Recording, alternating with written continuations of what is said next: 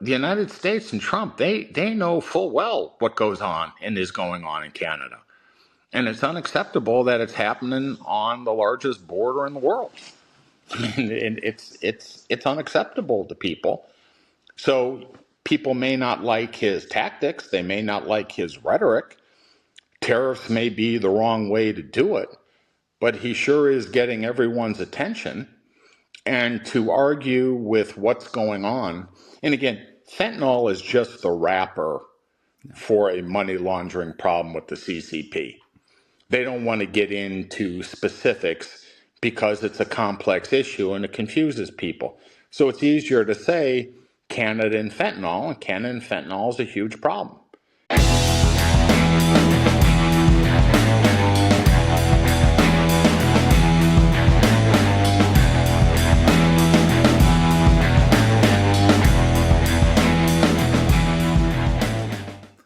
Marc Cohodes, legendary investor and short seller. Thank you for joining me today, sir. It's my pleasure. You have your finger on the pulse, so I figure, why not throw some more gas on the fire? Yeah, I mean, so let's just jump right into it, because you're a guy that I wouldn't expect to have his eye on Canada. You're a guy who, you're very active in finance. You're one of those guys, you don't have to care.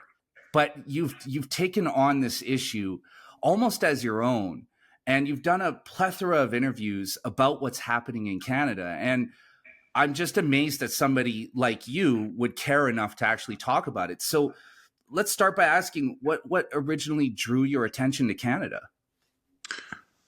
Well, that's a really good question. So, I mean, my interest in Canada, which I call Arctic Mexico, and for all the people out there watching this and who are new to me, I don't mean to offend anybody. Sometimes I use tough language. I refer to Canada as Arctic Mexico. It's starting to catch on. I've used that phrase for 10 years, and now it's starting to rip a little bit. I've stolen it myself. So I don't mean to offend anybody. That's not what I try to do. But having said that, I got involved in Canada really in about 2014 because I was working on a massive fraud that was listed on the Toronto Exchange called Home Capital Group, which turned into a huge scandal and a huge issue. And I started lightly reading Sam Cooper when he worked at the Vancouver Sun. So I like BC. I do like it. I like going there. It's a lovely town. It's fun. I'm pals with Tojo, who runs a Japanese restaurant there. So Sam and I and my son, we met and we started talking. And I said, something is just terribly, terribly wrong in Canada. And he was going a little bit into the Chinese money laundering stuff, was just tip of the iceberg. And then we started rolling. I mean, I exposed the massive mortgage fraud that was Home Capital Group and huge underwriting issues. And some of that was Chinese. Some of it tracked me back to BC. And Sam and I started rolling. And Christy Clark sat on top, Condo King, Rennie, who's back in the news. He was cooking. The mayor who was dating a Chinese plant. I mean, there was just all sorts of chaos going on, and it ended up really catching traction. Christy Clark got thrown out of office. My buddy E.B., who was just an MP at the time, wrote in with the NDP, and now he's the premier there. So I was accused of being a racist. I was accused of wanting to crash the market so I could buy property there. None of it is true. But I tend to be a guy who tries to finish what he starts. I'm not a, multi-topic guy. And I've been really right on what's going on in Canada. And I've been really right on what's going on in BC. And, a lot of people, follow me on Twitter, which happens to be at Alder Lane Eggs. I still call it Twitter. And a lot of people in BC, how old are you about? I'm 42. Okay. So a lot of people, at the time, I had horses that competed at Thunderbird, outside of Langley. A lot of people would recognize me and stop me, and they want to talk about real estate and how they have really good jobs, but they can't afford to buy anything. And they have to live further and further outside the city. And they say, what should we do? And I never give advice. I just give my point of view. And the depressing thing I would say is a lot of the housing stock in Vancouver is owned by money launderers and agents of the CCP, which block hardworking BC families out from living there. They should be able to live in the town. And the statistic that just has me paralyzed, and it has for some time, is the average median household income in BC is 80 grand in Canadian. So I mean that's not much at all. It's about $35 USD. Yeah, you can buy a bag of dog food for that. And then the median housing price, and that includes condos, is about $1.1 million. So the math just simply doesn't work, and that's with a collapsing currency, and that's with inflation through the roof, and that's with things. So, when you talk to people face to face, hardworking Canadians who can't afford to live there, whose parents are from there, it's really a sad, depressing thing. So I have a voice, and I've been right on this, and I gave Sam and I talked about his forming the bureau because he's unemployable anywhere. I mean, the CCP and the government controls the media, so he can't have a regular job. Yeah. So we brainstormed and came up with the bureau, and he's just knocking the cover off the ball. So really, at the end of the day, I've always said Canada is at a crossroads. That was 4 or 5 years ago, and that things need to happen. Now it's deeply in the tank, and it's sort of going down the drain, and the question is how to fix it from here. But I've invested a lot of time in it. I invested a lot of time exposing HomeCap, invested a lot of time exposing Christy Clark. Sam's my friend. He's stayed at my house here in California. So I figure I'm in for a dime, in for a dollar, and I might as well finish what I started. So that's why I'm into it. And I'm into it to try to help people, because I think Canadians, by and large, I call them the kitten and rainbow crowd. I mean, they're basically good, trusting, hardworking people, but there are some dastardly rascals up there who would screw people at the drop of the hat, and that's what's going on. So plenty to talk about, I'll tell you that. Yeah, and I think key to the problem is, well, there are two really, and it has to do with just the way Canadians tend to deal with things. It's apathy and willful ignorance of what's happening in front of them. See, I have a unique role or a unique place in this story because I grew up in Richmond, BC at a time when all the CCP money arrived. And I can tell you stories about, like, the neighborhood that I grew up in was a very modest, lower middle class neighborhood, fourplexes, right? So you'd have four families in one house. All those houses in the summer of 1996 were bulldozed to the ground. We all were forced out of our neighborhood for the most part. I mean, there were a few of us who stayed, but within a year, there were mansions erected over the properties where those fourplexes once stood. And then Toyotas and Mazdas were replaced by Lamborghinis and Range Rovers. And it happened like that. Yeah. And it was, and then from there, it just snowballed to a point where now, if you're anywhere near the lower mainland of Vancouver, you can't buy a home for less than $1.4 million. That's right. The average person isn't walking around with that type of cash. So what I want to ask you is, you're a guy who, you've spent a lot of your career finding fraud and then exploiting it, in the market.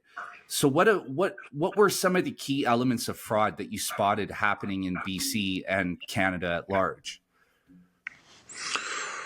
Well, that's a good question. I mean, simplistically going back, and it's still the case today, is walk around BC, walk around, Cole Harbor at night, when everyone should be at home.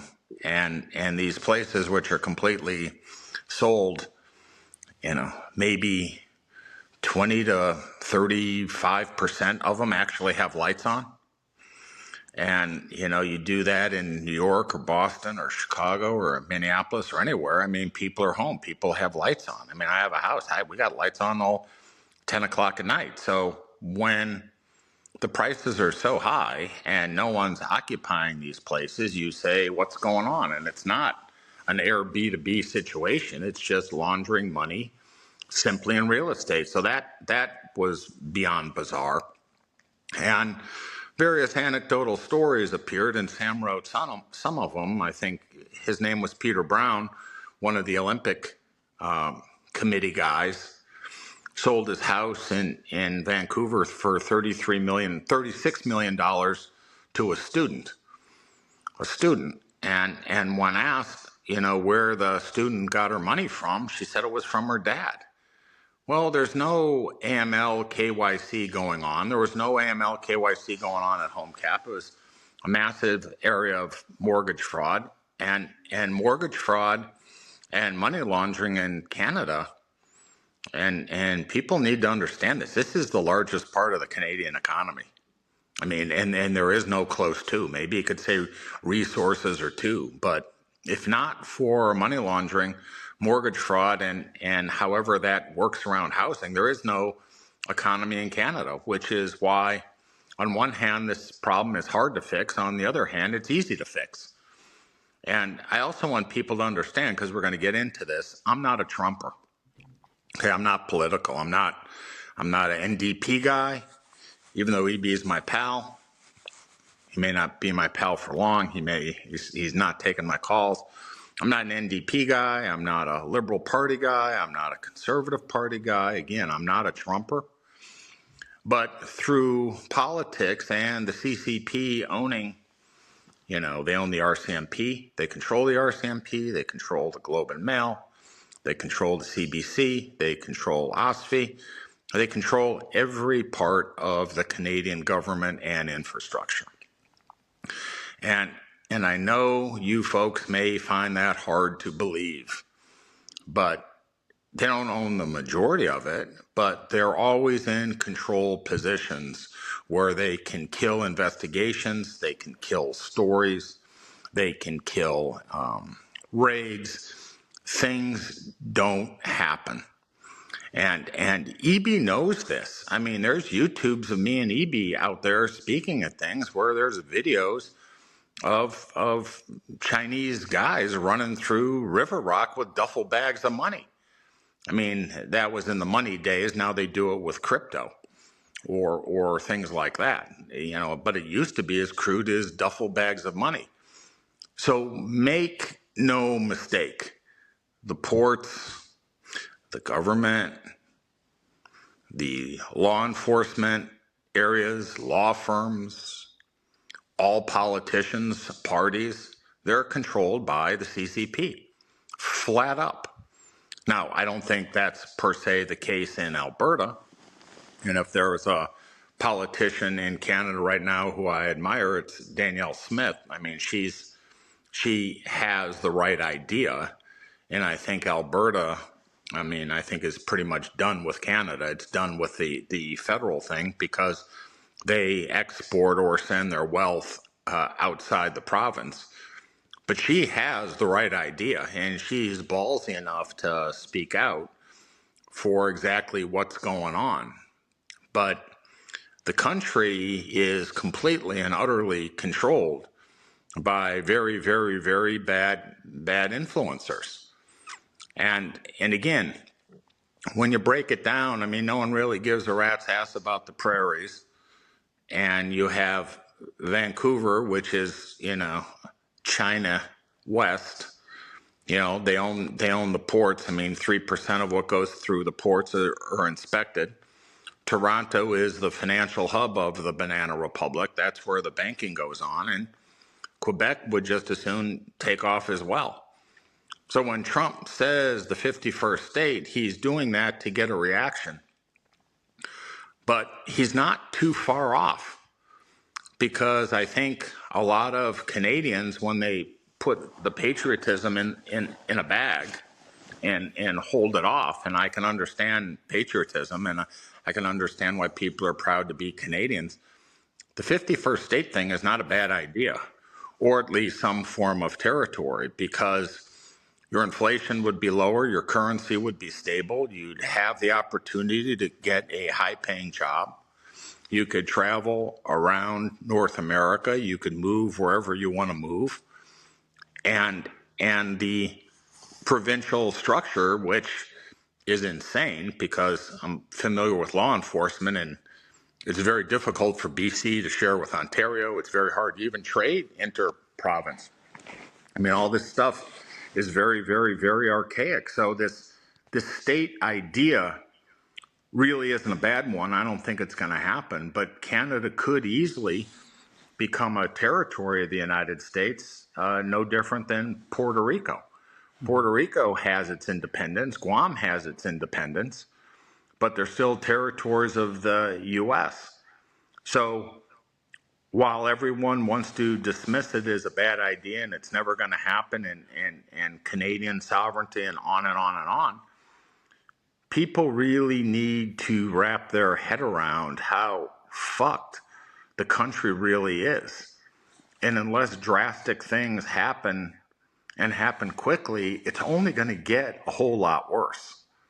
Affordability is going to get out of control. The CCP is going to control. They control everything now, but it's going to become clear they control things. And this concept of EB banning booze or water, or trying to charge people tolls going through BC to go to Alaska is simply insane, and it's very disappointing. And it's so disappointing because he knows the problems.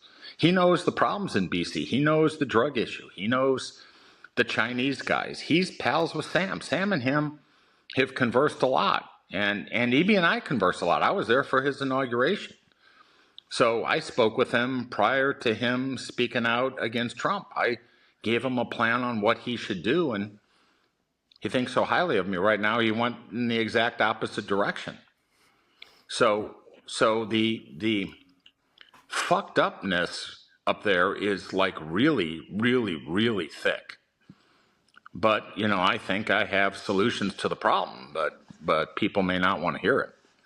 So just to interject really quick, because the argument would be here, and this is a very flimsy straw man argument, but I'll make it. The argument is, well, China's invested millions of dollars in Canada, and, you know, it's no different than any other company or corporation investing, you know, millions and billions of dollars into development and infrastructure.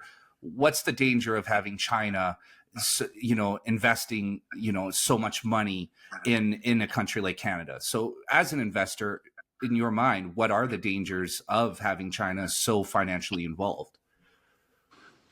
Well, there's two different kinds of money in China. There's CCP money, and then there's money that was gotten illegally, where the mainland China wants to kill the people in Vancouver because they've taken the money outside the country.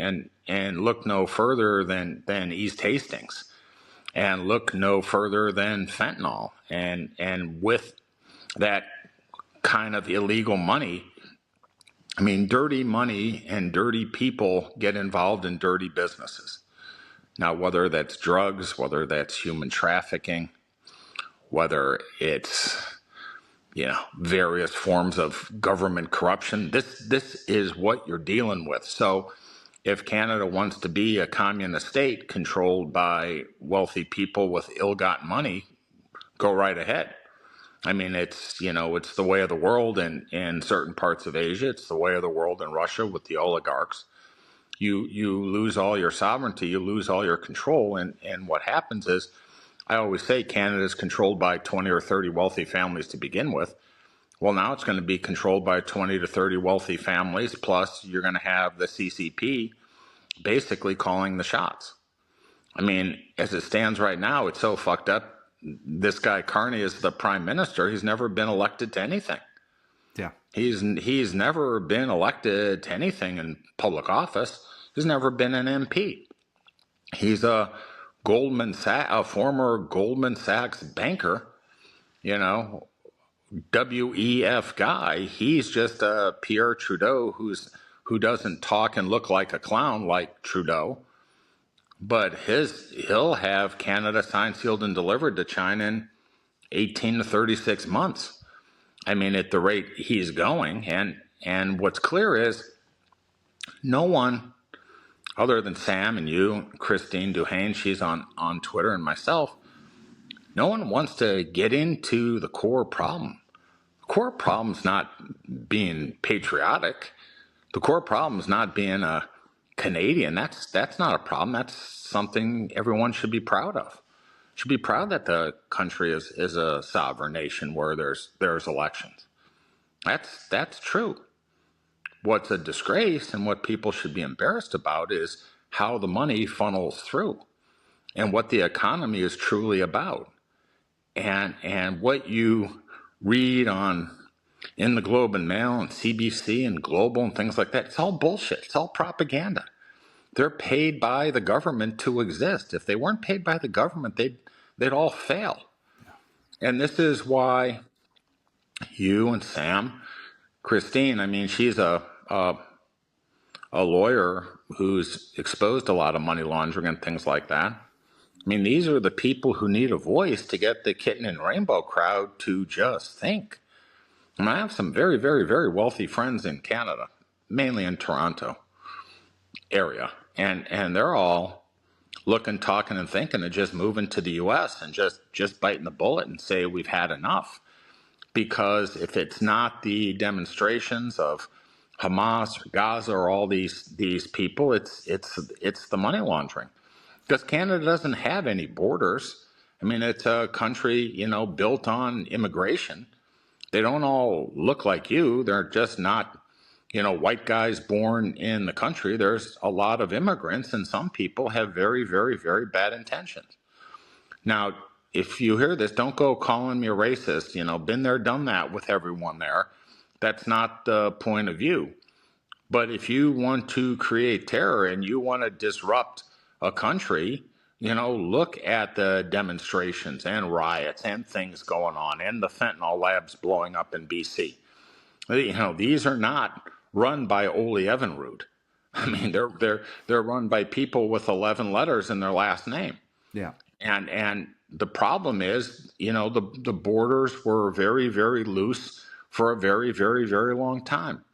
And I know there's very good stories of people coming over, who are dirt poor and who've built huge lives and are great. And again, I have zero problem with any of that. Where I have a problem is when people come over knowingly and break the law, launder money, and disrupt a country for the good of people who want to do bad things to innocent people.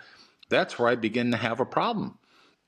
And Sam and I have talked to CISIS, we've talked to, they've reached out to us about what goes on. And the intelligence in Canada knows of these problems. And the intelligence in the U.S. knows of these problems. I mean, the Sidewinder report was written in 1999, and it was dead accurate on coming up with predicting exactly what would go on. And Trump, through his intelligence, knows exactly what goes on. But for the United States, good, bad, or indifferent, and some of you may love the state, some of you may hate the state, some of you may want to boo the anthem, that's all up to you. But the United States and Trump, they know full well what goes on and is going on in Canada. And it's unacceptable that it's happening on the largest border in the world. I mean, it's unacceptable to people. So people may not like his tactics, they may not like his rhetoric. Tariffs may be the wrong way to do it, but he sure is getting everyone's attention. And to argue with what's going on, and again, fentanyl is just the wrapper for a money laundering problem with the CCP. They don't want to get into specifics because it's a complex issue and it confuses people. So it's easier to say Canada and fentanyl, and Canada and fentanyl is a huge problem. And then people say, well, it's our border that lets them in. No, it doesn't. It doesn't quite work that way. Doesn't happen. And there's, a study out, illicit drugs in North America. Do you want to hazard to guess what that number is? I mean, I would imagine it's probably astronomical at this Yeah, point, right? yeah, it's about 370 billion. So if you take that number and you take that number where it can be moved all over through crypto or others, it's kind of like a huge problem. Yeah. And the problem either can be addressed, or the problem, as you would say, could be left alone through people being apathetic or benignly negligent. But that doesn't stop you from having a problem. I mean, a guy who weighs 380 pounds isn't going to get in shape by drinking Diet Coke. Yeah. And he can go on as long as things happen, and then one day you just drop dead. So there's many problems, and Trump has brought them to a head. Has he done it the right way? I don't know, but it is now in the public discussion, and there's no turning back. There's no turning back at this point. And that imbecile Ford threatening to cut off power, and EB is just as stupid. I mean, again, Dave, you call me whenever you want, or email me back, or text me. I have his cell phone number, I have his personal email, I have everything. Saying you're going to solve this problem and punch the United States in the nose by not bringing in bourbon from red states, or watered down beer, or charging people to go to Alaska, it's just playing your constituents as fools. You know the problem. You know the problem in the ports. You know the problem with the CCP. You know the problem with the banks. You know all the problems. So politically trying to take advantage of Trump picking on Canada's sovereignty, it's not the answer. It's political grandstanding. And I said on my Twitter that the second, if Carney gets ahead enough in the polls, they'll call an election immediately and try to get him elected. And PP, who had this thing in the bag, he sort of doesn't know what to do. Yeah. I mean, there is the right thing to do. The question is, does anyone up in Canada want to do it? So when you talk about it this way, and you frame it like it is, the thing that comes to mind for me is, look, there can only be really two scenarios here. Either they're all in on it and they're benefiting to some degree, which I believe they are, or, and this could be an additional component, is China and the money laundering that goes on here so interwoven and so intrinsic to our economy as it is now, that if they were to crack down on it and pull that money from the Canadian system, could it cause an economic collapse? It would cause an economic slowdown, but if it was a territory of the United States, or let's just call it North America, legitimate money would come into Canada to invest as the Chinese get run out of town. Right. So in your question, I always say, in terms of Canada, I always bring up problems, but I also have solutions. I'd love to hear. And the solution I told EB was, and I think the lady who runs Alberta sort of can figure this out, is EB should have, when Trump spoke out, said, Mr. President, we have problems here. We're aware of the issues. There's huge money laundering and CCP influence going on in British Columbia. It's so bad that we can't stop it. I can't stop it on a provincial level. And I need, being the premier of BC, I need the United States help. We want to trade with the United States. We want the United States to buy our forest products. We want people of the United States to come to BC and ski at Whistler in the winter, get on our cruise ships in the summer, and come and spend money in BC. But Mr. President, we have problems. We have serious problems, and we need the United States help. That's all EB had to say. What they should say on the federal level is, we have problems. We recognize the fentanyl issue. We recognize the CCP issue. We recognize our borders are very, very weak. And there are some evildoers here in the country.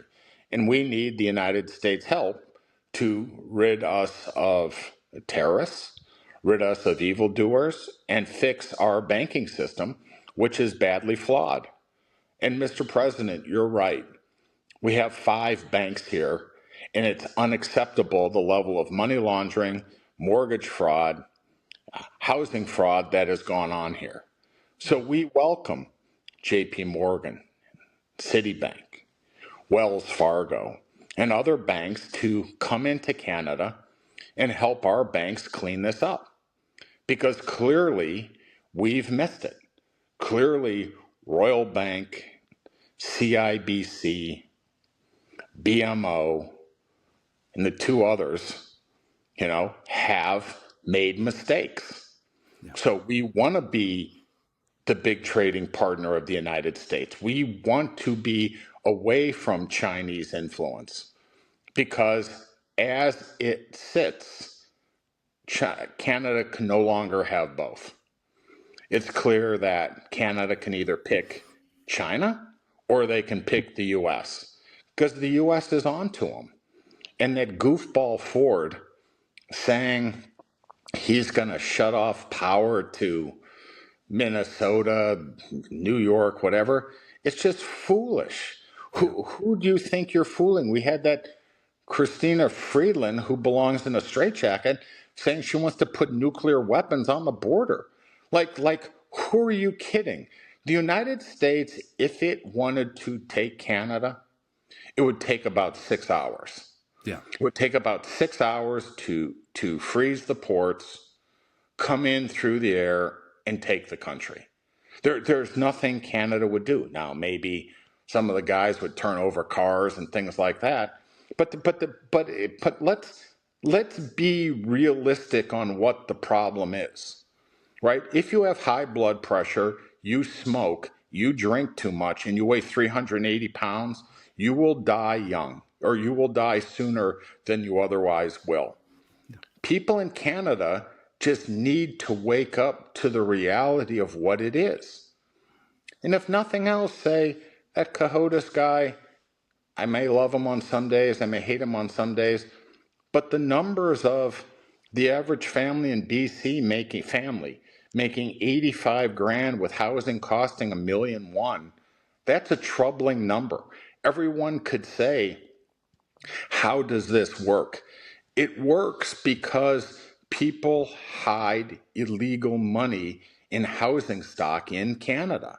And when you take houses off the market at those prices, real people can't afford to live there.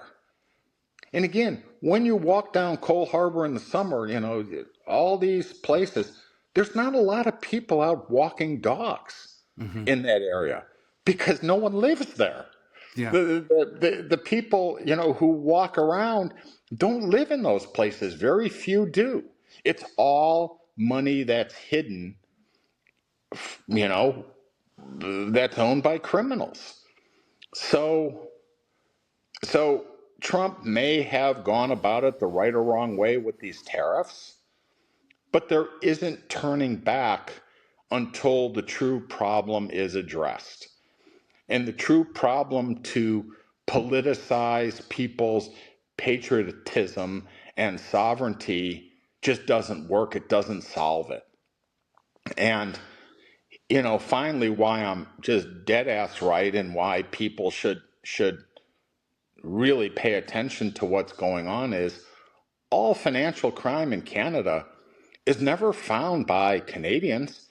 It's all found by the US. Yeah. The TD money laundering thing was brought by the DOJ. All the internet gambling fraud, was brought by the US. All the crypto fraud that was done, it was all brought by the US. It was not brought by Canada.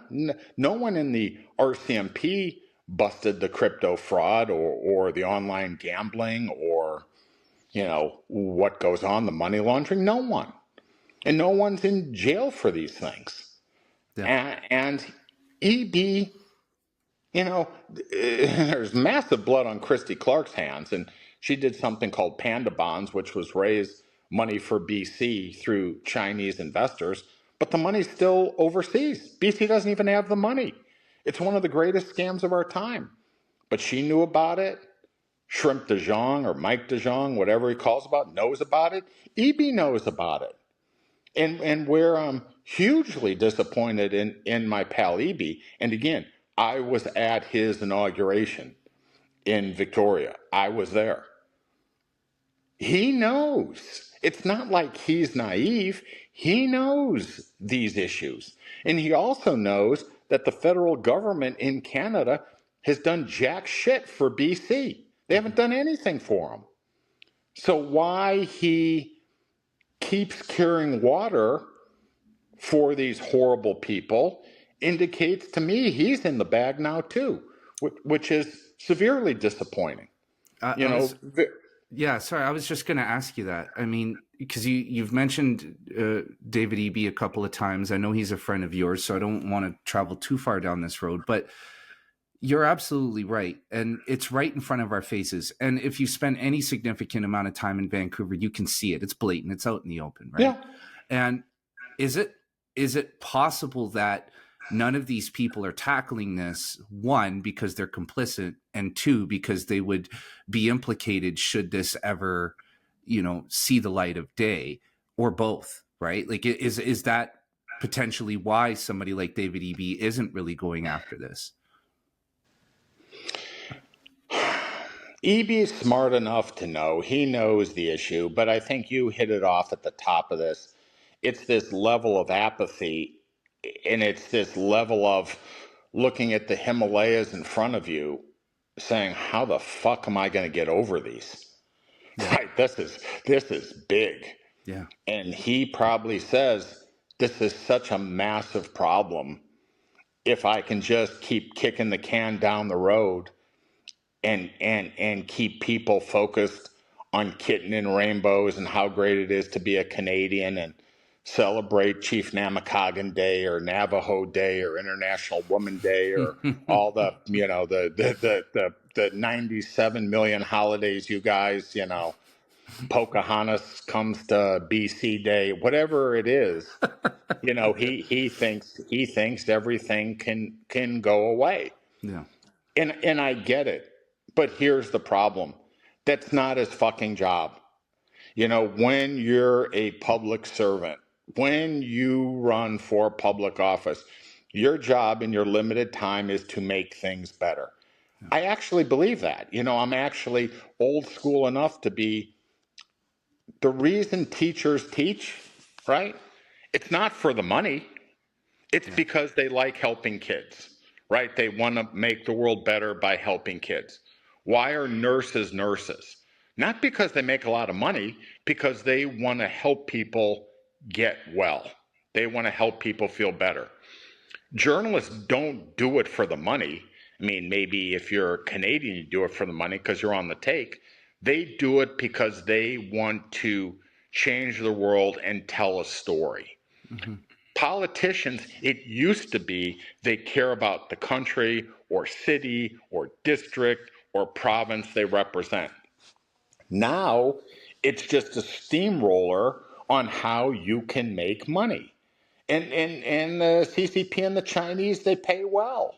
I mean, they pay well. And once you get in dark rooms with dark people doing dark business, it's probably very hard to turn back. And I wouldn't know because I exposed the bullshit. I'm not part of the bullshit. Right. And I actually thought, and still kind of believe, EB is not completely in the tank. I sort of believe that, but my belief is dwindling by the day. And I see him do his propaganda speeches, and it just makes me shudder. It's just terribly disappointing. Yeah. And this whole You overlay that in BC to this Carney overthrow, where Justin and his boyfriend are going to move to the Caribbean somewhere in exile, and now it's a Carney issue. I can't believe people allow this bullshit to happen, where the masses don't say this is just complete bullshit. Where did this guy come from? How the hell is he the prime minister? How did this happen? Because it's kind of like Justin said, I'm done. Carney was coming back to Canada last summer, and all of a sudden he's the guy. And they run Christine Freeland against him, who's a complete imbecile. I wouldn't trust her to walk my dog. I mean, I have 2 dogs. I wouldn't trust her to feed the dog. Yeah. But that's sort of the state of affairs as the currency is in free fall, as the economy is in free fall. And now to top it all off, you have Rennie, the condo king, saying he wants outside or international investors to invest in housing. I mean, who in their right mind would go for that? Yeah.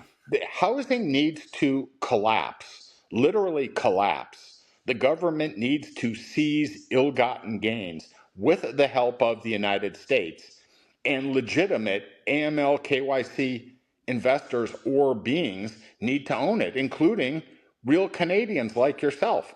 Yeah. Not the 11-letter alphabet soup guys who already own 8 houses with unverified income through RBC. Not those guys, real guys like yourself or your sister or brother or daughter or boyfriend or girlfriend or whoever.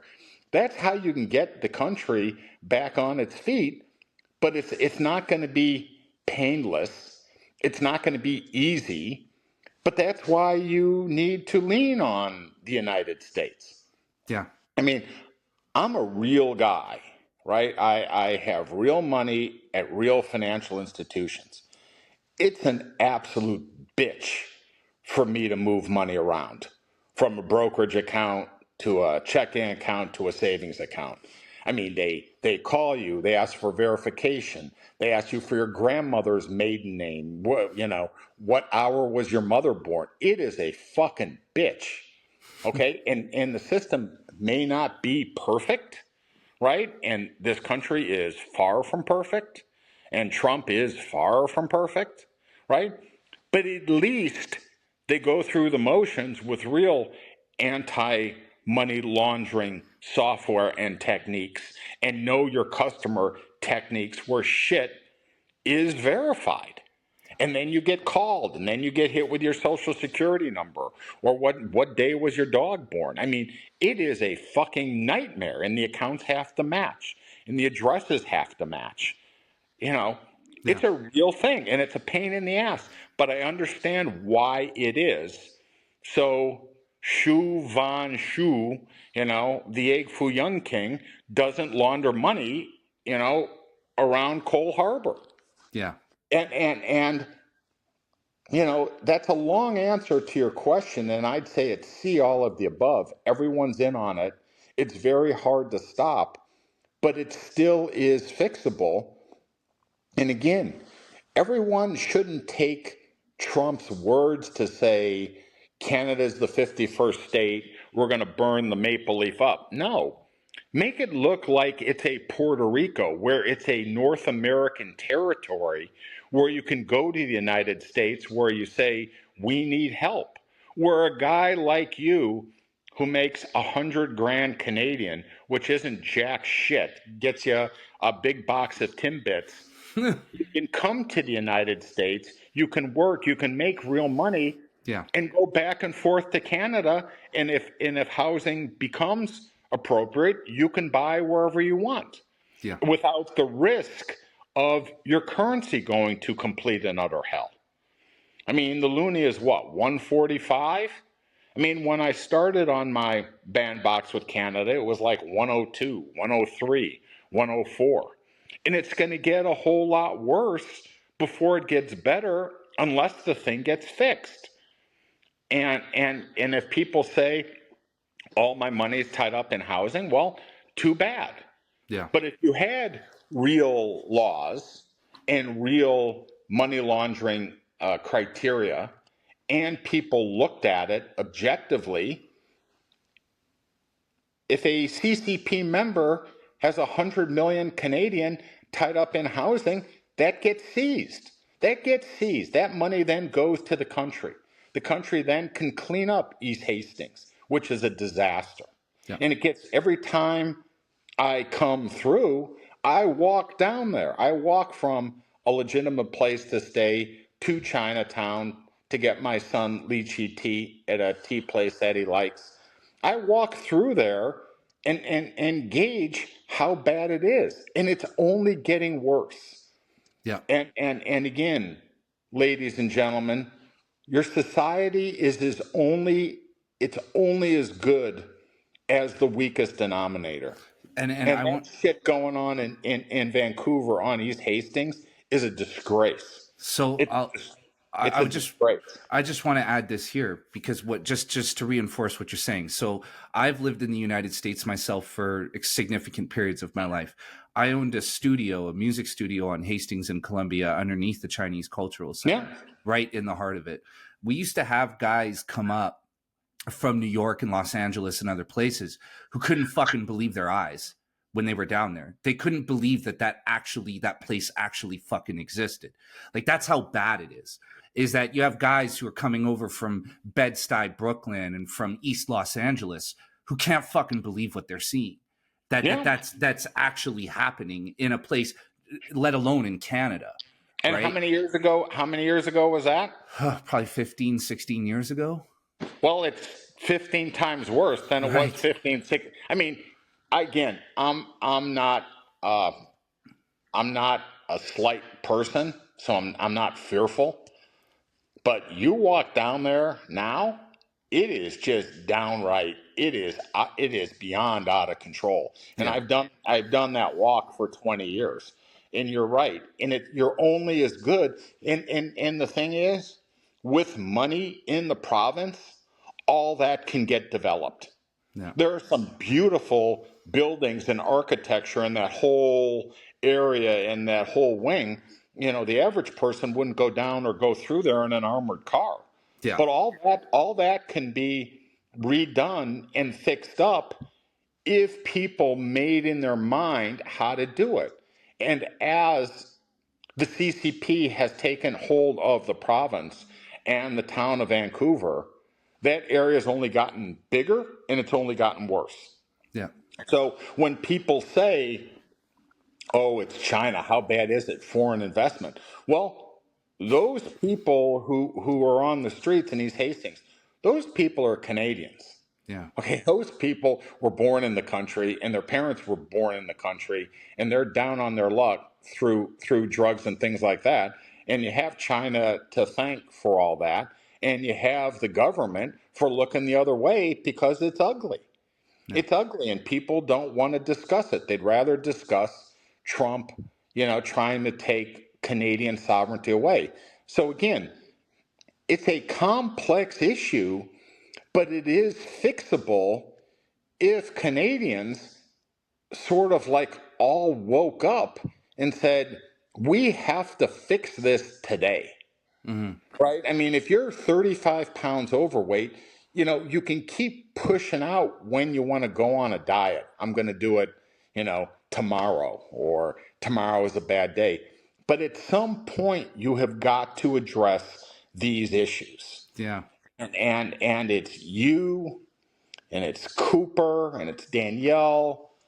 And again, this Christine Duhane, she's a lawyer, but she's very outspoken on what goes on, and she's very, very, very troubled. I mean, I don't always agree with you. I don't always agree with Sam. I don't always agree with her.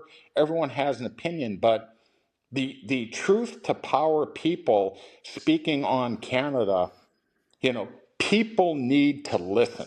Again, you don't have to agree with everything I say, but some of the points I make, and there's plenty out on the internet on me with Canada, and it goes back 10 plus years. I've been pretty right on what's going on. And now that it's in people's face because of Trump, Canadians and Trump, or Sam and I can fix this. I Yeah. can fix this problem. I can fix it. People may not like it. They may not like the way I talk, but to get the system working where people can't take advantage of it, right, is a start. Realizing you have a problem is a start. Mm-hmm. If you're an alcoholic and say, I'm just going to go from 4 drinks to 2 drinks so I don't drive and get DWI tickets, that doesn't solve it. Mm. You have to just fix the problem and the root of the problem. So you're a guy, and just for our listeners, you were one of the people who spotted the subprime mortgage fraud Yep. going on in the U.S. that led to the 2008 financial collapse. You are a big inspiration for the movie The Big Short. You're a guy who sees these things clearly. Yep. Now, what's happening in Canada's housing market is that similar to what you saw happening with the subprime mortgage fraud, or is it worse? It's actually worse because, again, people, regulators know me, they hate me. Lawyers know me, they hate me. But people, compliance officers at banks, they know me and they respect me. And some of them have reached out and they say they can't believe the level of mortgage fraud that's going on right now. I mean, they put it in the GTA, which is Greater Toronto Area, 1 in 5 mortgages.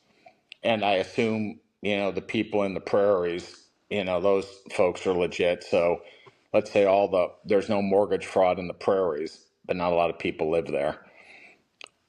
I'd say mortgage fraud in BC is probably 4 out of 5, Mm-hmm. which is the East Indians and the Chinese.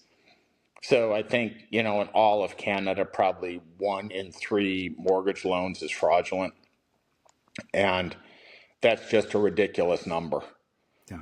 And it's non-verified income, it's fake income. I mean, again, people reach out to me with examples of what goes on.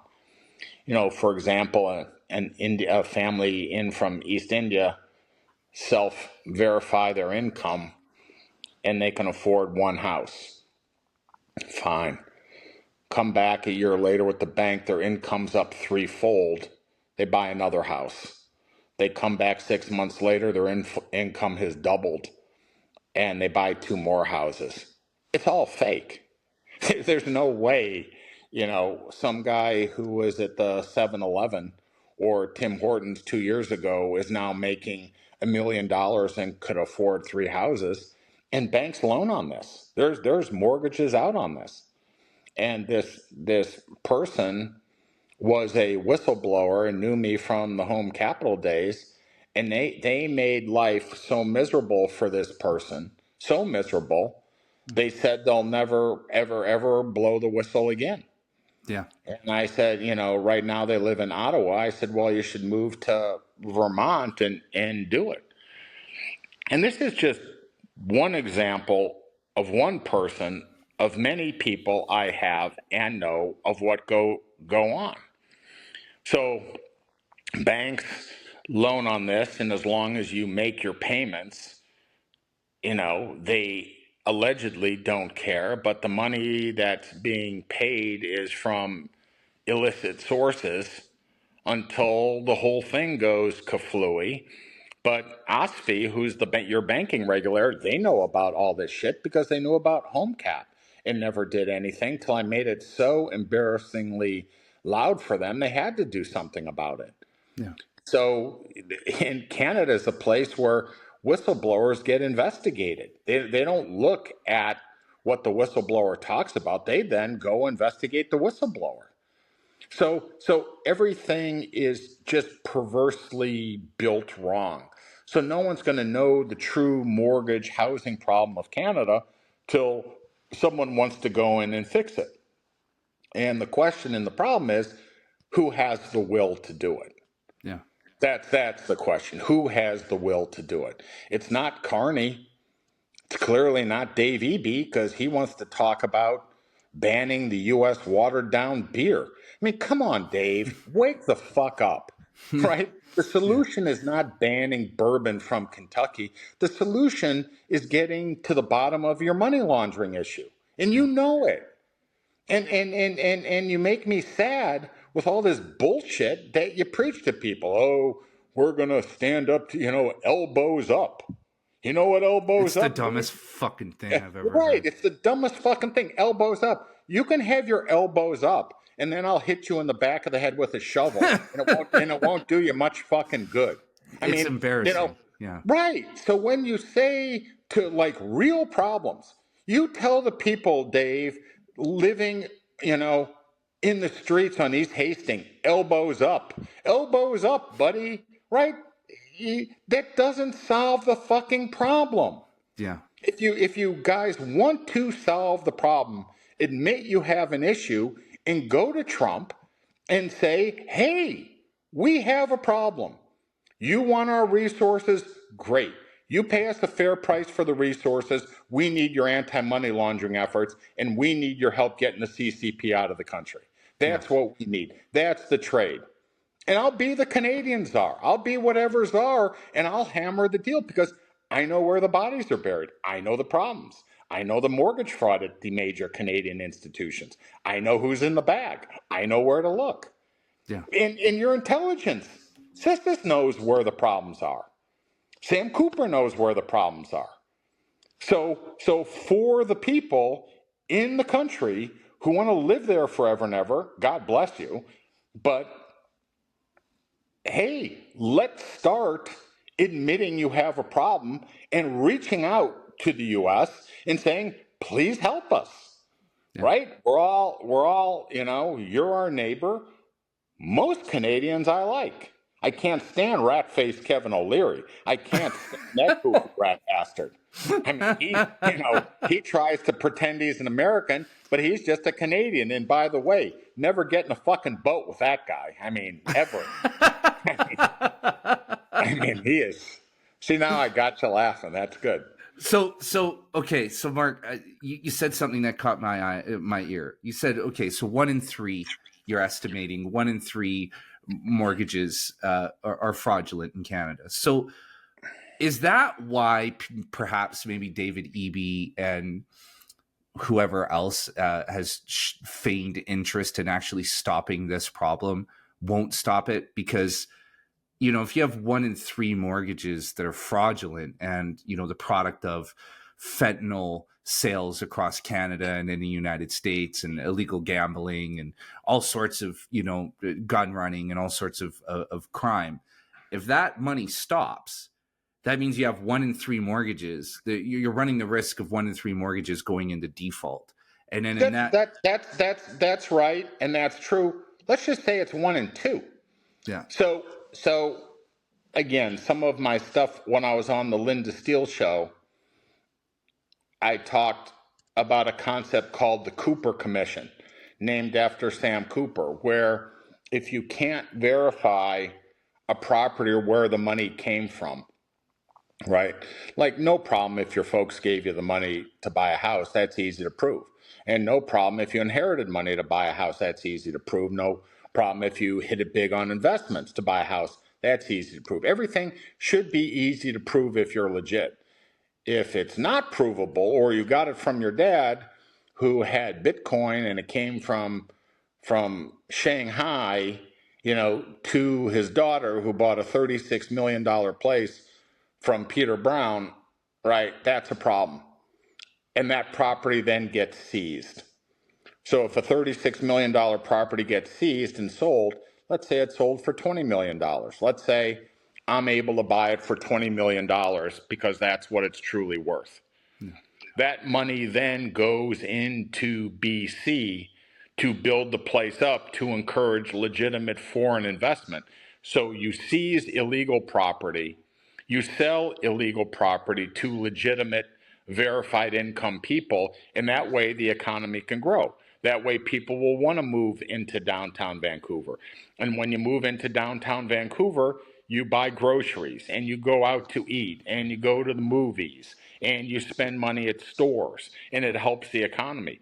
What doesn't help the economy and what destroys the economy, and why Canada is so fucked, especially in Vancouver, is if places are owned and no one buys groceries or goes to restaurants or goes to the bakery or shops at stores, it makes it harder for legitimate businesses to stay in business. Yeah. And then they have to pay people more money to work there because no one can afford to live nearby. So the average person has to commute an hour and a half. So if your business then fails, then that person is out of work. And it pushes people away, and it just actually destroys the economy. So under my plan, which is the Cooper Commission, named after Sam, my plan would tank housing. You'd tank it and you'd seize a lot of it, but it would make it affordable for people who actually want to live there and people who work.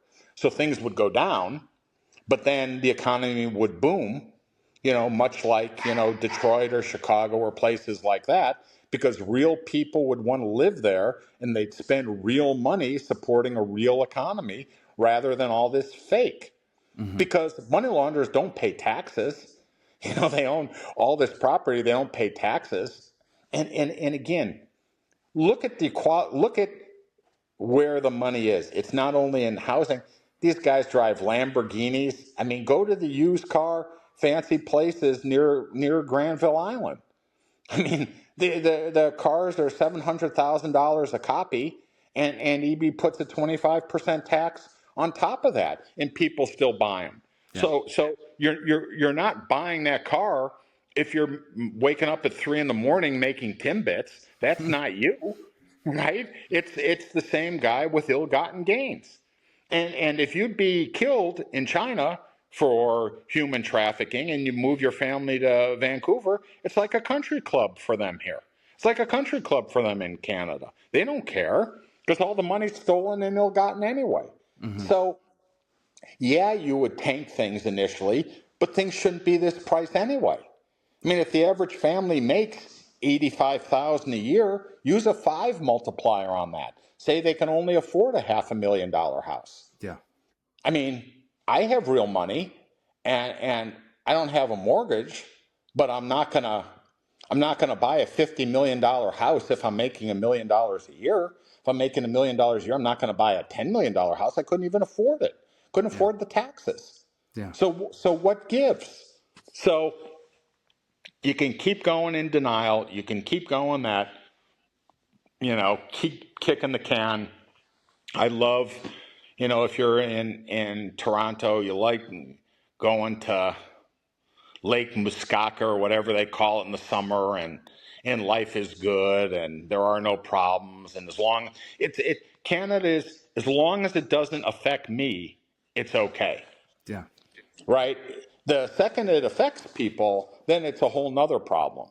But as long as it doesn't affect the person, originally, people want to push it down the line. And there's Trump talking tough. And again, Trump's not perfect, but he has this one right. I agree. I completely agree. And see, this is the problem with Canadians, is that Canadians have been isolated for a very long time. Canadians are very disconnected from the outside real world. And they've been allowed to be ignorant and to be apathetic because nothing really bad has happened here yet. Right? I mean, we are the perfect example of the frog in a pot analogy, because the heat has been slowly turned up on us over the last 40 years. Canadians don't understand that the quality of life in the United States is exceedingly better. Exceedingly. Yeah. I've lived there. I've experienced the quality of life in the US versus Canada. I can tell you it is twofold, maybe even tenfold in terms of prosperity, what Canadians experience here. And that's upper middle class Canadians. That's, people who are doing well. I mean, what you can do in the United States with $1 is, just far beyond what is ever possible here in Canada, right? Yeah. And so the problem that we have is that we've been allowed to be mediocre for a very long time, and in that mediocrity, we've let the devil in, and now we're forced to deal with that. And I like the way Trump is framing this. I like the language he's using, because here's the thing. When you have, say, like a Biden administration or an Obama administration, they're going to couch what they're saying in terms, in legal and official terms that are hard for the average person to understand. They're not going to be able to grasp it. Trump's genius lies in the fact that he speaks to the layman, and he does it well. He speaks in very basic terms. Now, do I wish he would be more articulate and dress his language up a little? Yeah. But I get what he's doing, and I understand why he's doing what he's doing. Through these tariff threats, he smoked out a whole litany of problems in Canada, which are slowly coming to the surface. There are more people, I would say double the amount of Canadians that were watching this podcast before that are watching it now, right? The Bureau is just exponentially growing. And it's because Canadians are kind of like, okay, what is the real deal behind this? You can hate Trump all you want and make him the boogeyman and make him the bad guy and make it, spin a narrative that Trump wants to take over Canada. But, in the middle of the night when you're laying in bed and you're scrolling through your phone, you're going to Google what is really going on here. You're going to start searching for the truth, because you know that all of the crazy shit that you're hearing in the media really is hyperbolic at best, if not an outright fucking lie. And most people are aware of that at this point. And so Trump has been highly successful in bringing this issue to the fore. And so now we have Canadian politicians who keep doubling and tripling down on tariffs, like this fucking idiot Doug Ford talking about cutting off electricity to the United States. Like, you have all this tough talk coming from Canada, and slowly but surely, little by little, I feel like Canadians are kind of peeling away. They're kind of peeling away from that narrative and starting to look at our politicians and our officials like, okay, you keep doing this, all this grandstanding, all of these, political maneuvers and gestures for the public to try to rally support behind you. But what the fuck are you actually going to do? And I get it. I mean, you're 100% right. I mean, you and Sam, you need this to go more North American than Canadian, and you need people to start asking. You don't have to agree with what I say, but you need people to start asking tough questions on where are we going from here? How are we going to get this back? Yeah. And you're not going to get it back with Carney, and you're sure not going to get it back the way EB is going. But I think the lady at Alberta, she to me is the hope. I think so too, and I'm lucky enough to be in Alberta right now. Not gonna lie, I've been mulling over in my head abandoning this whole country as it is, because most of my audience is in the United States anyway. I mean, that's the other problem too, is that you have people in the country, people like Sam, people like myself, who are bringing this conversation to the public, and it's mostly Americans who are listening to us, so it doesn't really help. No, I get it. Well, we gotta get it done. I mean, so people don't get tuned out. We should probably wrap this up. Let's wrap it up. We'll do a part 2, but there's so much I wanted to talk about, and exactly people's attention span. They'll probably say this is we've given people a lot to think about. You and me. So in our next conversation, Mark, and we'll rebook another one offline, I really want to dive into the banking issue. Yeah, because I feel like that's one that is key here. Trump has talked about Canadian banks not being allowed to operate in the United States, but that relationship not being reciprocated. And I think there's a lot more happening underneath that current. Well, we'll talk again when we do the next one. Yeah. I got one last question, Mark, before you go. It's a simple question. If you could short sell Canada as a company, would you? Oh, for sure. I'm not a macro guy. Yeah. And I got certain things I believe in strongly, and I don't have any Canadian short or Canadian long because I don't need to be investigated again. Yeah. But some of these provincial bonds, I mean, I'd short the living hell out of the BC bonds, and I'd short the living hell out of the Ontario bonds and go long sovereign Canadian paper against it, because I think these provinces are going to have a real hard time. Yeah. And EB best straighten up, or he's going to be Christy Clark 2.0. And let's end it there. Marc Cohodes. Okay. Where can people find you, sir? At Alder Lane Eggs on Twitter, or X as people call it. And if they need me badly, just DM me there. My DMs are open and we'll chat. Yeah. But thank you, Jason. It's a lot of fun. I look forward to this. Oh, Mark, dude, I ever since you popped up with Sam, I didn't even know you had any interest in this country at all. And then I saw you with Sam and I was like, oh fuck. I've known who you are long before your conversations with Sam. So as soon as I saw you pop up, I was like, oh shit, this is the real deal has arrived. So I love it, man. I love that you're here. There you go. Well, we'll do it again. This was fun. Yeah, thank you, man. Thank you again for everything today, and we'll talk again soon. Sounds good.